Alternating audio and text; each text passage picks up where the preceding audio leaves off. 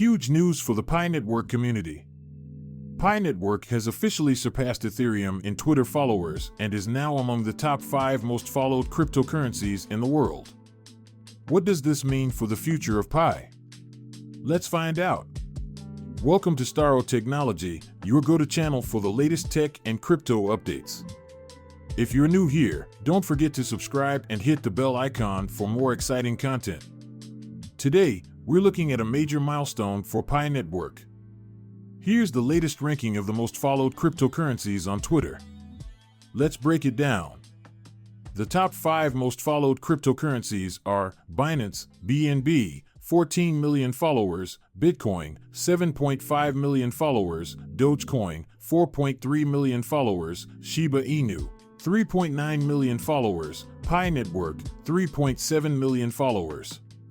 Pi Network has now overtaken Ethereum, which currently has around 3.5 million followers. This is a huge achievement considering Pi Network hasn't even launched its open mainnet yet. So, what does this mean for Pi Network? Here are 3 key takeaways. Community strength. Pi Network has one of the most active and engaged communities in the crypto space.